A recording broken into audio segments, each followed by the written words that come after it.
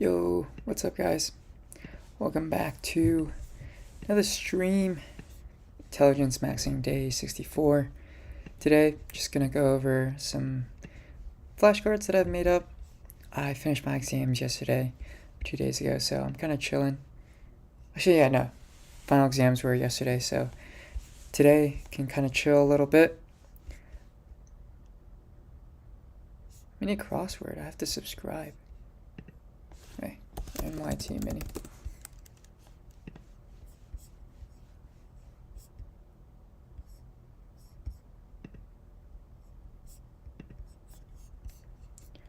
Is NYT Mini paid?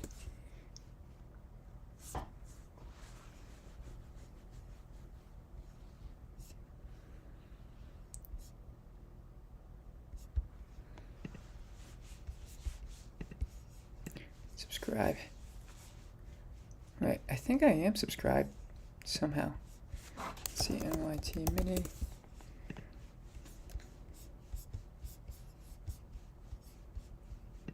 Alright, guess not. Traveling? Alright, how do I get from Djibouti to Mozambique? Oh man, I forgot. Mozambique, I think, connects to South Africa. I'm assuming you probably need to go through. Is this the Congo? Democratic Republic of Congo? Oh, Congo then. Never mind. Okay. What's to the right then?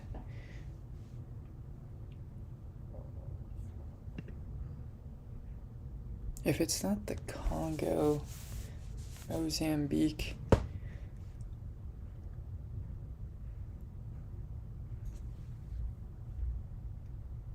I wonder what's here. South Sudan? Okay.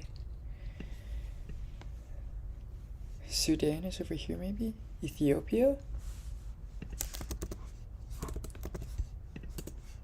Nice. Alright. Oh man, what connects? Maybe Zambia, I think.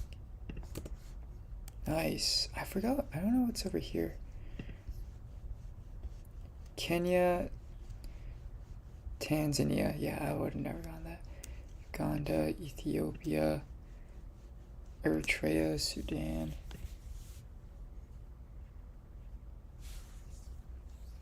Okay. Yeah, that was interesting. Alright, and then we have, I think, Worldle. Connections. Let's see. Oh, I can play. Alright. I think this is an African country now.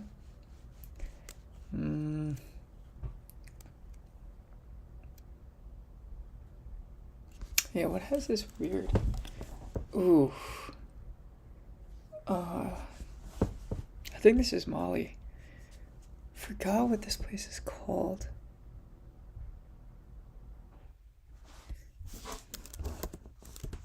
Liberia? No. 干嘛呢？我在。这些有些是洗过的衣服，没有那个，这都是洗过的，没有给你收拾啊。Okay, that's fine. That's fine. Yeah. 干嘛呢？我就下玩了。下玩呢。Yeah. If it's not Liberia. 可以休息一下。Yeah. I forgot what it's called. Mali.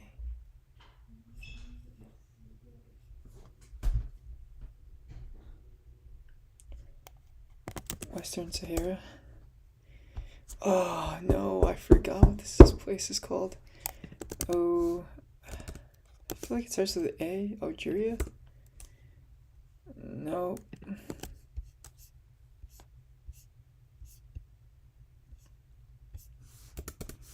Yeah, I give up. Mauritania.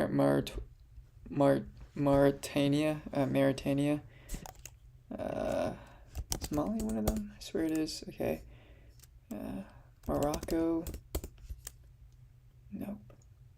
thought that was Morocco. Western Sahara? Okay, never mind. That's Western Sahara. Alright. I don't know what these are. Libya? No. Yeah, no idea. Oh, Algeria. Okay. Yeah, no idea.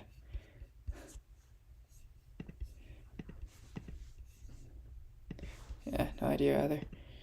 Maybe English? Nope. Arabic? I don't know what the other one is. Pula, okay. My name is Arabic. I don't know.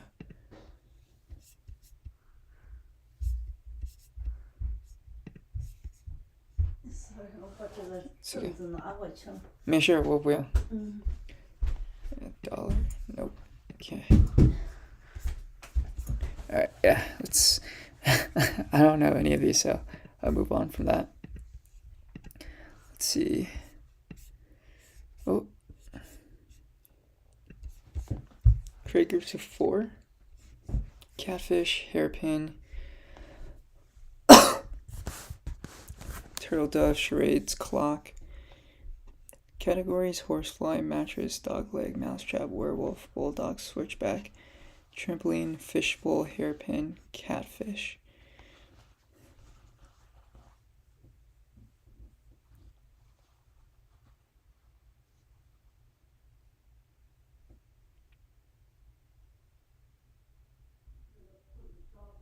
I feel like these, you have an animal, but it's a combination of 2 animals. Yeah. Okay, so that was the easiest one. I don't know what the other ones are. Fishbowl, mattress, werewolf, trampoline. I don't know what a switchback exactly is. I don't know what a dogleg is either. Hairpin. Charades. Zigzag.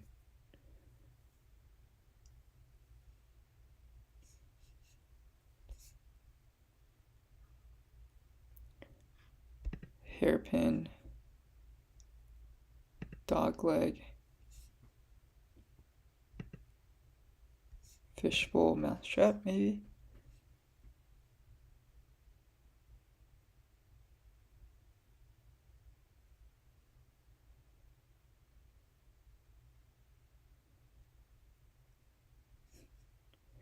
I don't know what exactly the category could be, but it's like 2 words. No, not even close. Okay. Mousetrap, werewolf.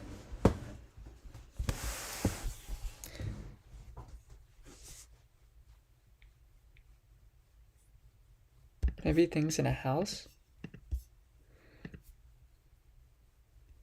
Ooh, okay.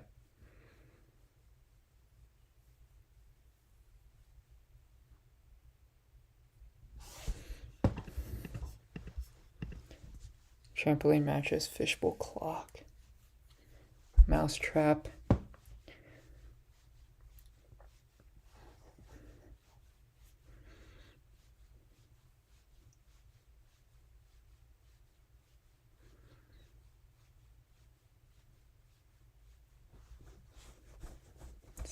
Zag. Charades, category, switchback, mousetrap. I have no idea. So werewolf, it's animal rights. Could be mystical creature. Is that werewolf?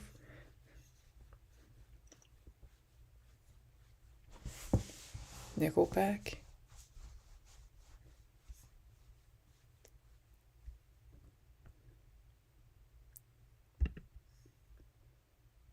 Werewolf.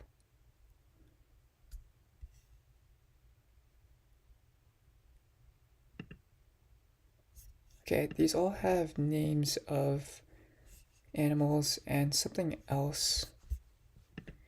Let's see. No.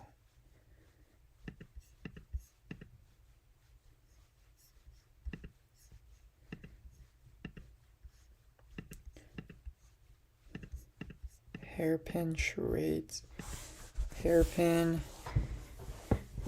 SAG categories.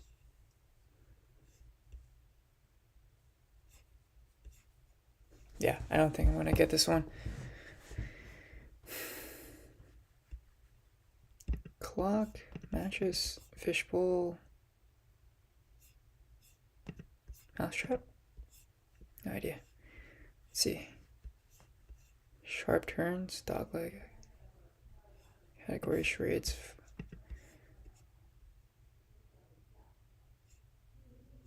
Oh.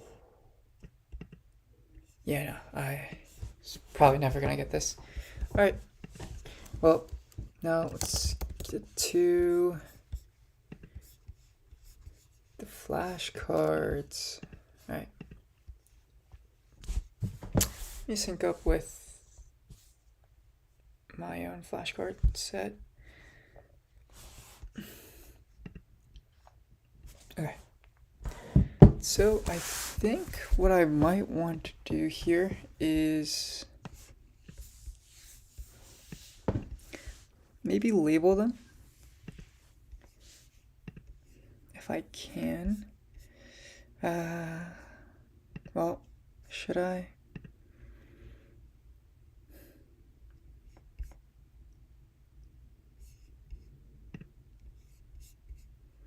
Vesting industries. What do I have here? Let's take a look. So what is a semiconductor? Give an example of a semiconductor. So semiconductors are chips or integrated circuits that we know today, but I think a more technical way to describe semiconductors, they're just elements that kind of fall between a insulator and a conductor. They're somewhere in between where you can apply some type of charge to a semiconductor, and then I think that will be able to move electrons through its valence shell, but by itself, usually it stops the flow of electricity. So I think these are really good elements for electrical currents and integrated circuits. Silicon, germanium, I think those are the commonly used semiconductors today to pretty much power everything that is digital.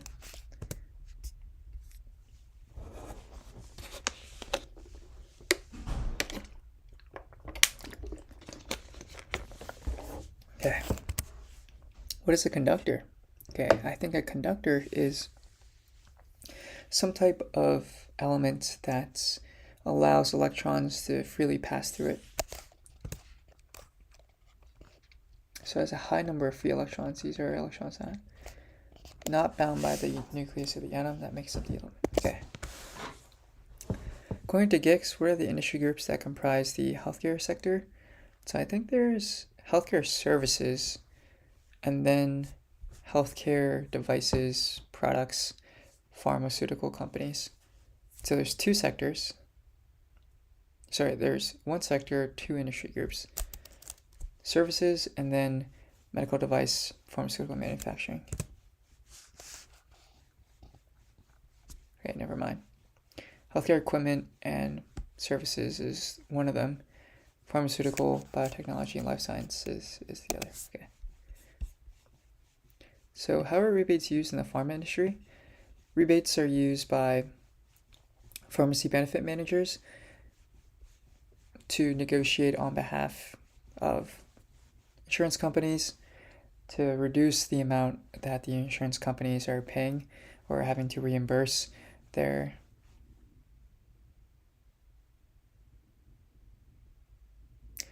the drug costs for the customers or the patients that actually buy the drug. I think another way of saying this is rebates are passed from the drug manufacturer, someone like Eli Lilly, to the pharmacy benefit manager, who then tries to pass that rebate along to the managed healthcare plan or some type of health insurance plan that covers a patient whenever they buy a drug.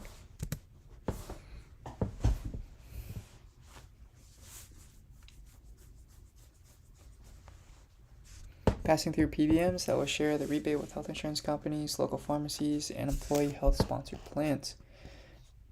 Okay, what is a rebate? So rebates, these are pretty much similar to the differences. This is pretty much similar to the idea of a discount. Usually though, with a rebate, you're getting some type of money back after you purchased, whereas a discount, you're just kind of lowering the list price.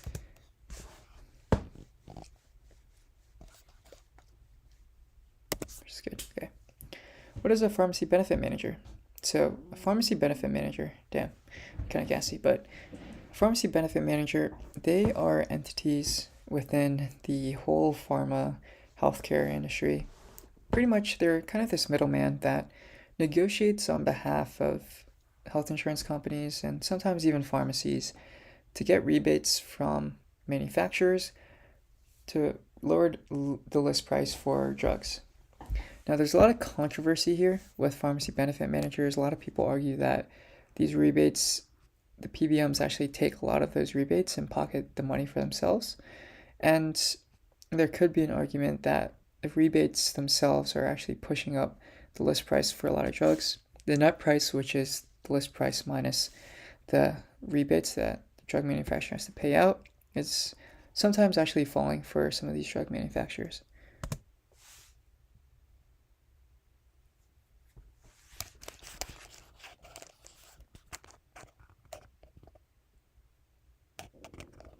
Yeah, okay.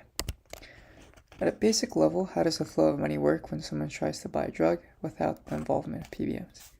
So it seems like today, at a high level, when you buy a drug, what you're doing is you're going to a local pharmacy, Walgreens, CVS. You're paying for some of the drug, maybe out of pocket, like a copay, say $20, and your health insurance covers the next $100. So the drug costs $120, but you're paying $20 out of pocket. Health insurance company pays $100.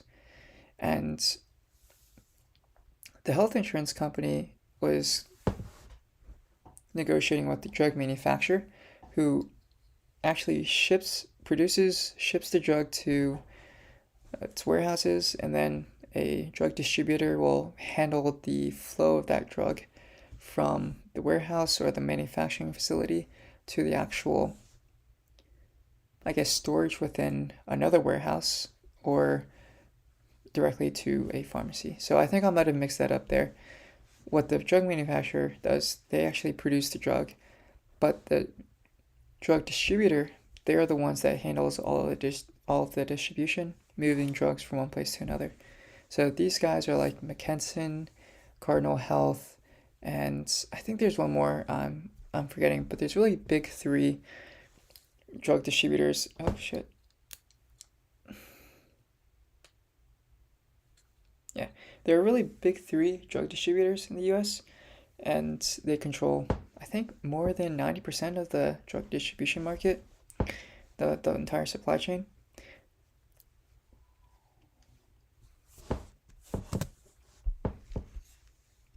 Wholesalers, okay, that's what they're called, wholesalers.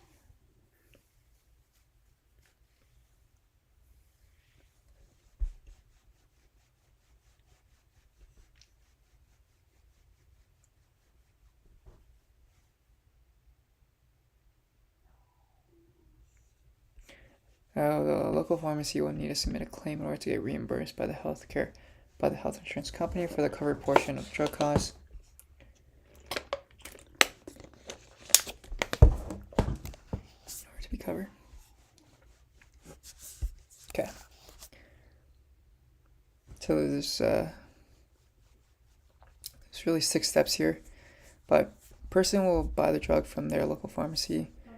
Customer's health insurance will cover a portion of the drug. Customer has a copay for the uncovered portion. Pharmacy will pay wholesalers for an inventory of drugs. The wholesaler will pay the drug manufacturer for specific drugs. The local pharmacy will need to submit a claim. So I think I missed this part, in order to get reimbursed by the health insurance company for the covered portion of the drug cost. And then finally, the customer will pay monthly premiums to the health insurance company in order to be covered. Okay. yeah, I'm going to say that's again, what is a formulary? How's it set up?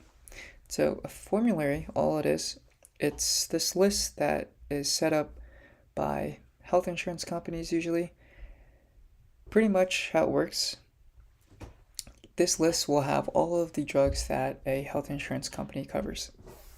And it's set up into different tiers. So tier 1 is going to be drugs that the health insurance will cover most of the cost, so maybe 90 to 100% of the cost. Tier 2 is probably going to be around 70 to 80% of the cost. Tier 3, and then tier 4, so on and so forth.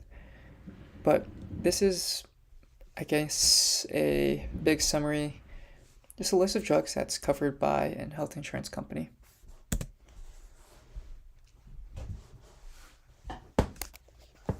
Okay, yeah, I think that's pretty good. Healthcare, specifically the pharma industry, what does the list price of a drug mean? So list price kind of is like the retail price. This is whatever you go to Walmart and you see a Lego set, that's how much you're usually paying for the Lego set itself. Yeah. Drug at a price, drug manufacturer, Eli Lilly, Pfizer sets. Okay.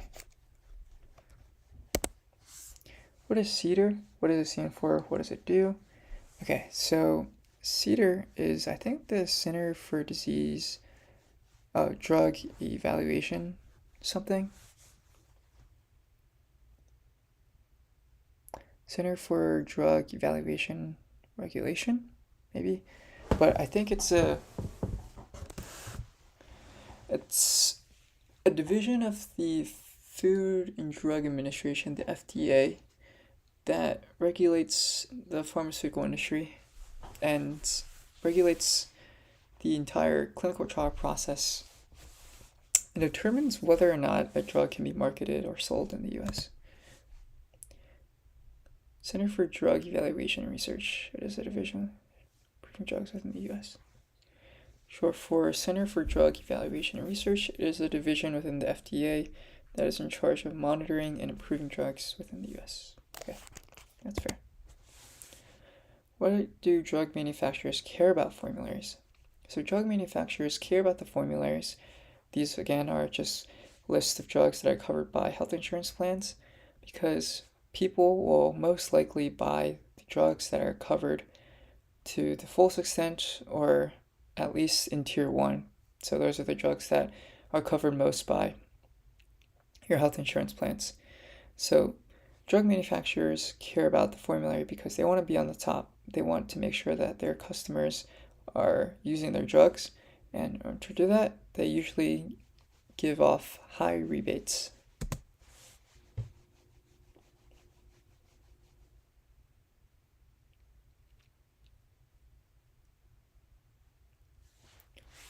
Yeah, making the drug more affordable to the customer. In the US, what are the participants involved with the flow of money when someone buys a drug? How many are there? So I would say there's probably 5, right?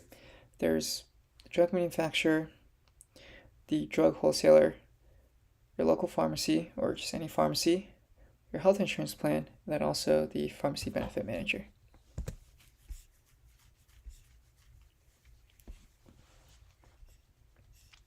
So this is your pharma, wholesaler, pharmacy, health insurance or employer, and then pharmacy benefit manager.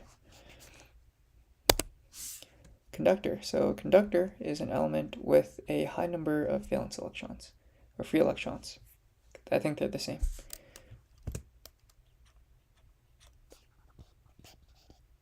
Okay. Yeah. So I'm going to leave that here.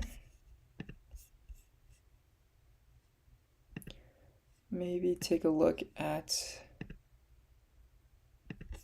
whatever this acquire thing is. Who is Hans Christian Hagedorn?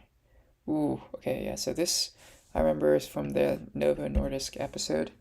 I think Hans Christian Hagedorn was one of the founders of, I think it was Nordisk at the time. I could be wrong, It was either Novo or Nordisk, but he was one of the core pioneers of mass producing insulin, I believe. Okay, I think I was right. Danish researcher founded Nordisk. All right, that's quick. So books, investing, life, unlearned. I have a lot of stuff in this. Computer science, code, economics, linguistics, math, calculus 3. Yeah, that one's going to be rough. Basic set theory and definitions.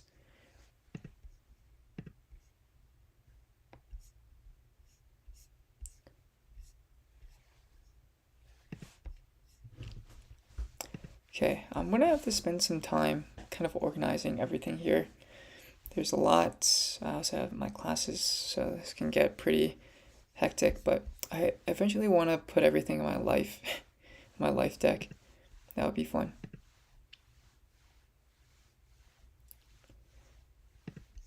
Let's do unlearned. Ooh, okay, so maybe we could move this into math.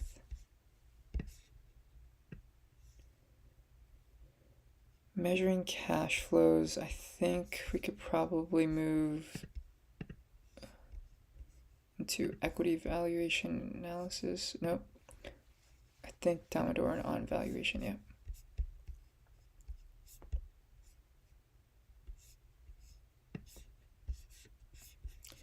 Oof.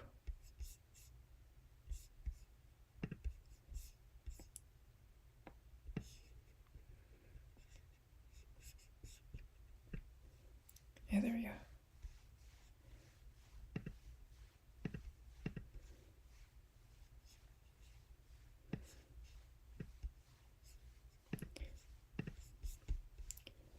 Unlearn Duolingo, Duolingo Plus.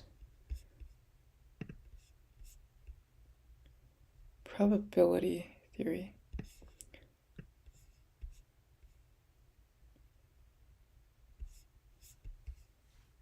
Risk. Interesting.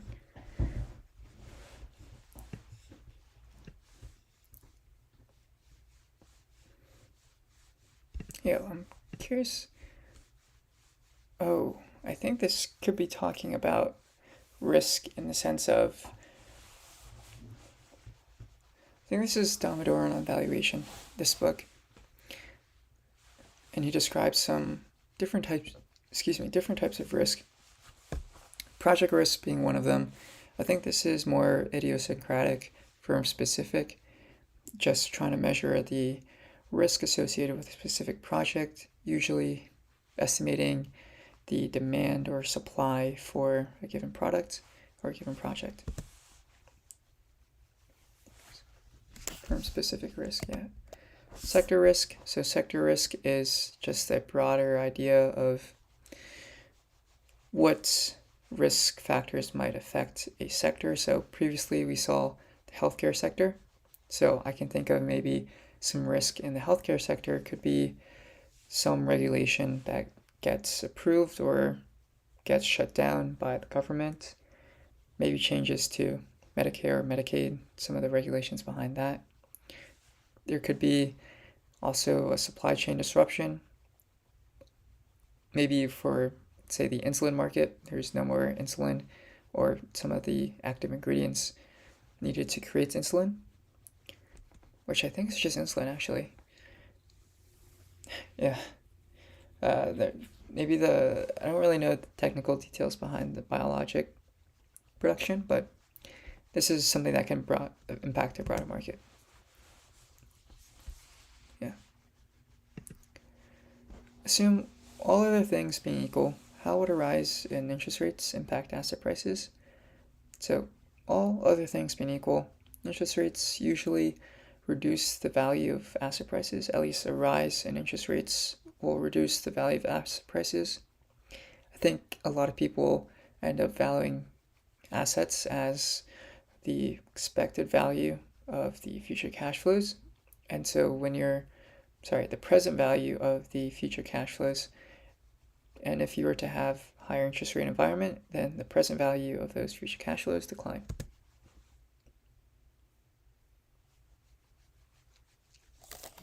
Okay. What are some common firm-specific risk? So that I think this is just referring to the idea of idiosyncratic risk. Usually with idiosyncratic risk, this could be referring to project risk like we talked about. This is very specific to a firm, whether or not their new strategic initiative is going to work out. Main thing I can think of right here is the iPhone. At the time when it was released, it could have been a big flop, and that really would have just affected Apple because they spent so much R&D on that. Okay, project risk. Competitor risk, sector risk. Okay. Yeah, I guess didn't really get this one. Competitor risk, I think, probably just refers to the idea of underestimating or overestimating the ability of your competitors.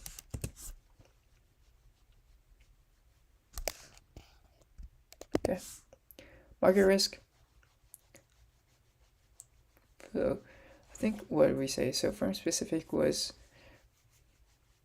competitor, project, and sector risk. Market risk itself is a more broader risk factor that might deal with the overall health of an economy or an entire country or a collection of countries. But excuse me. Okay. Yeah, maybe even a broader set of countries. Or even the entire world, just the entire tradable market.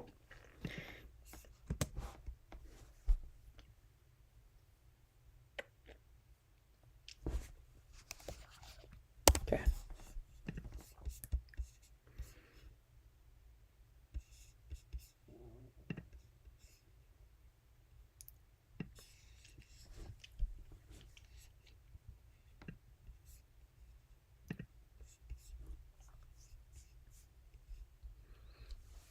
Yeah, I think I'll try to keep going with the books. So, let's see. What is a simple way to determine the earnings growth of a company when using the retention ratio and the return on equity? What are the assumptions in this case? Okay, so a simple way to determine the earnings growth of a company using the retention ratio and return on equity. So earnings growth we could think of as simply how much is the company's profit growing year over year, maybe month over month, or just month by month or year by year. Now, using the retention ratio, so this is the amount of earnings that we've kept within the company. So this is usually 1 minus the dividend payout or the amount of dividends, and we divide that by the total income that the company has generated. So what we're really comparing here in the retention ratio is how much did we keep within the company relative to how much did we actually make. And return on equity, we can think of this as how much is the company making relative to the amount of equity or cash we're putting into the business.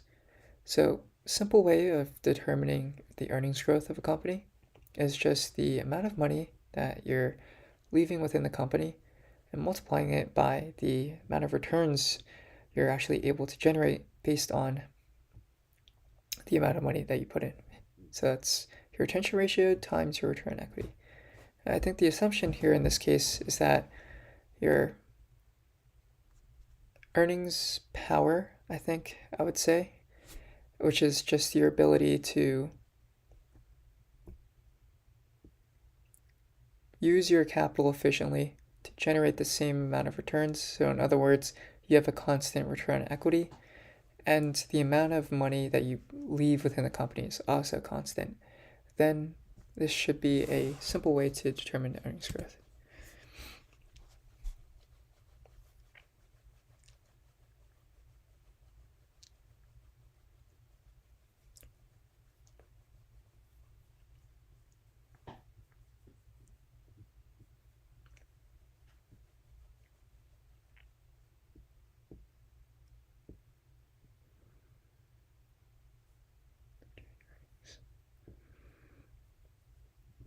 Yeah, so this cancels out actually.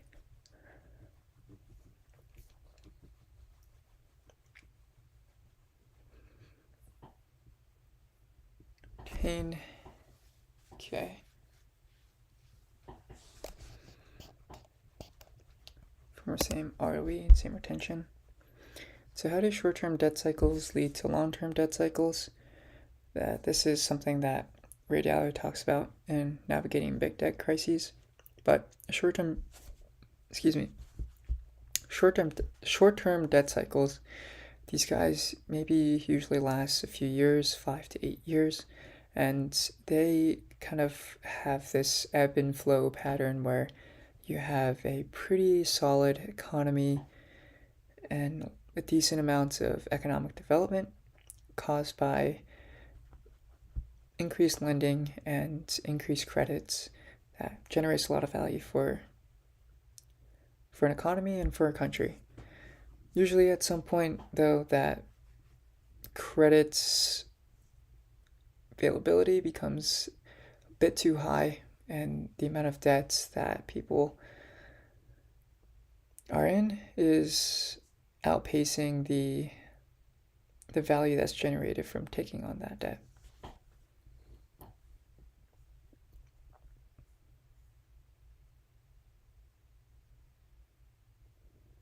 I'm trying to think of some examples here, but I don't have any specifically, actually, off the top of my head. I'm trying to think. So 2008, I think Ray Dalio thinks it's more of a long-term debt cycle. Maybe you had in the 2000s a lot of technology companies were really surging in the equity markets, but I don't know if that was really a debt credit situation. Maybe it was more of a venture capital equity base situation. I could be wrong though, so maybe that could be an example of a short-term debt cycle. You have in this period of 1 to 2 years a really strong rise in technology stocks and valuations for technology companies. Maybe some of that was actually financed by debt, but soon the ability to repay that debt wasn't enough, or the value that was being generated wasn't enough to repay that debt. A lot of the companies that were IPOing were not generating any revenue, so they weren't actually able to pay back anything. And this usually leads to deleveraging, but before that, usually interest rates are cut so that people are able to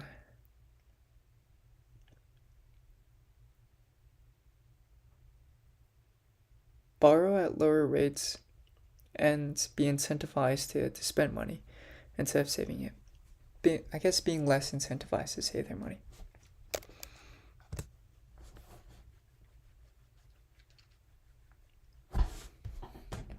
Okay. Yeah, over long periods, there is faster income. At some point, these short-term debt cycles will lead to an unsustainable level of debt. The central bank will have less and less flexibility with its toolkit, ultimately resulting in a long-term debt cycle.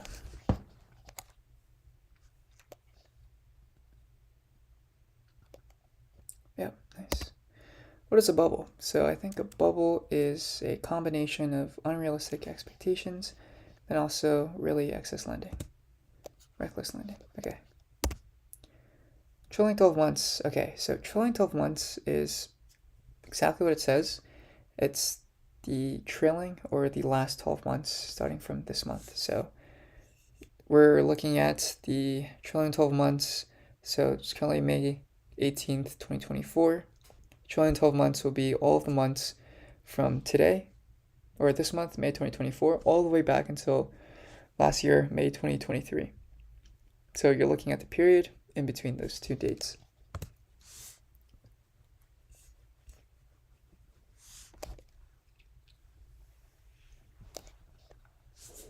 Yeah, okay, so this is also a good idea. So trailing 12 months, 2023, Q1, plus 10K, right, okay.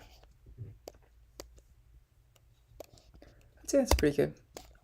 What are the 3 categories of expense that can be incurred by a firm in conventional accounting statements? Ooh.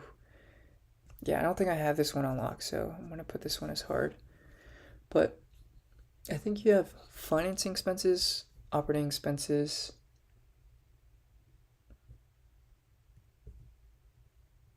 and I don't know what the last one is. Maybe investment expenses, capital expenses. So this is like capitalizing things. Okay. Yeah, I'm gonna put this again. What is the time horizon for the benefits that are generated from operating expenses, labor, and material? So usually the time horizon for operating expenses is usually within the period in which it's occurred. So let's say you're a company reporting Q1 earnings and you're trying to estimate the amount of operating expenses you've made in the past quarter. So in Q1, these were all of the things that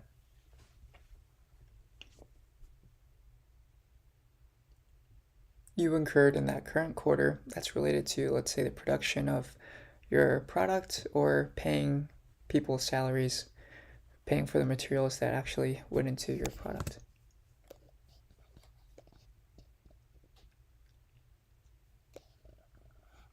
Benefits from operating expenses are expected to incur in the current reporting period. Okay.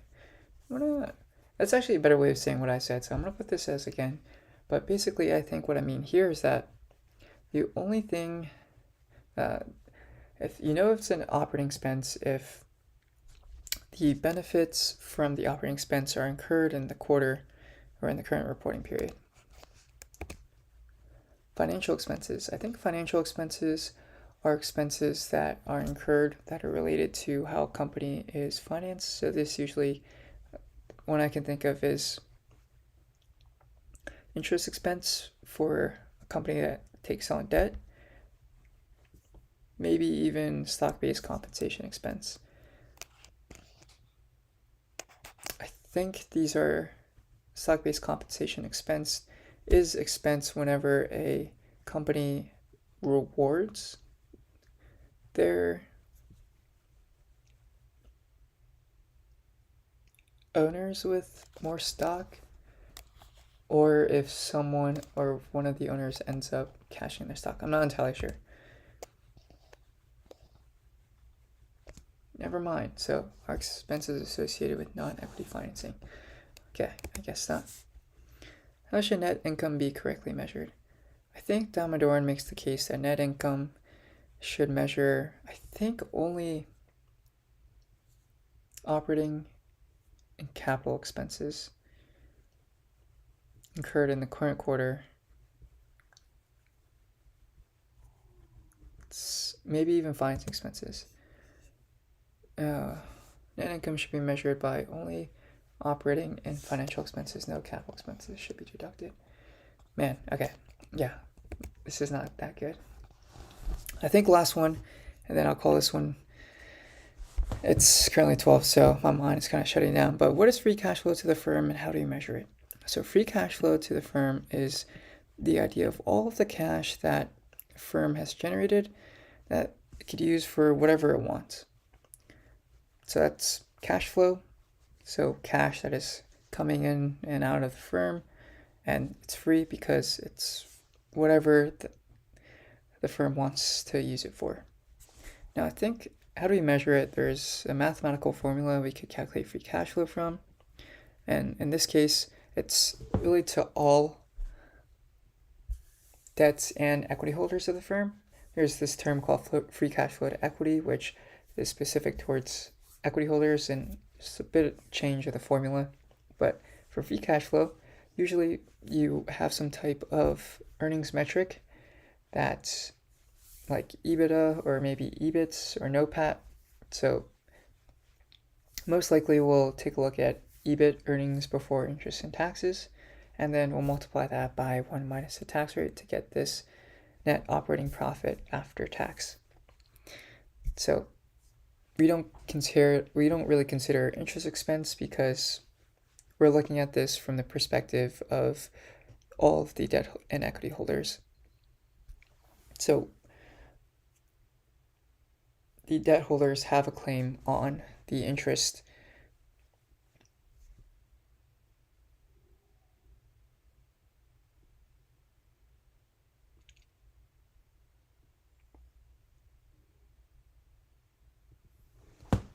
I'm trying to think. The debt holders have a claim on the interest. We don't want to include that because why?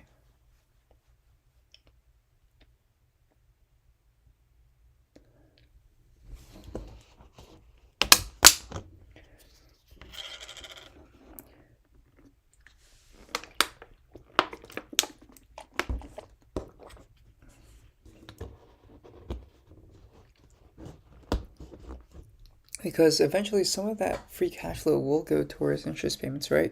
If you don't pay your interest, then you're probably violating some type of covenant. But I guess maybe from a financier's perspective, that's an optional thing to do. So you don't have to include interest expense here.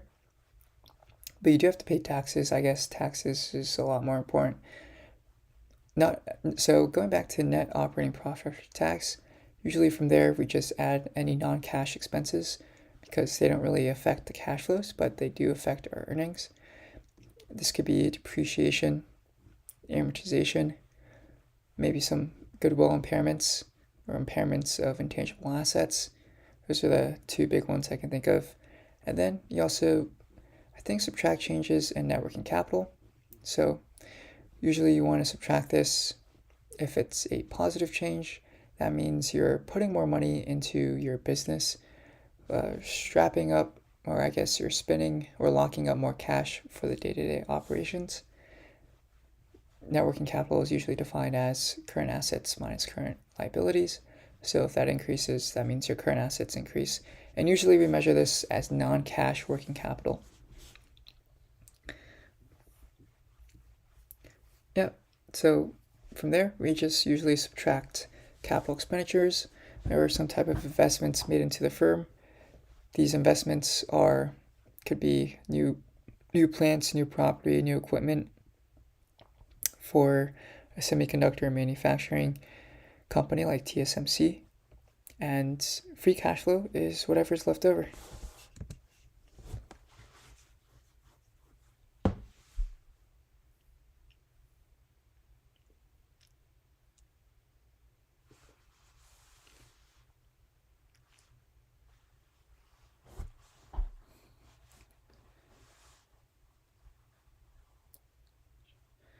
Minus change in net working capital.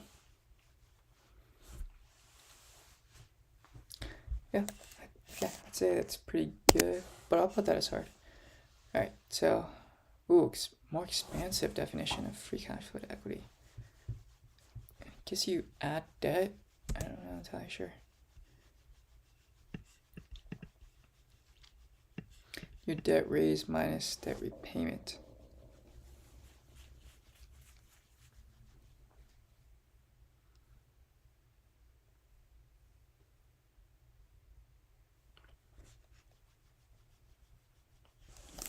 Okay, I'm going to put this again. All right. I am very tired, so I think I'll call this here. But thanks for tuning in, and I'll see you guys in the next one. Peace.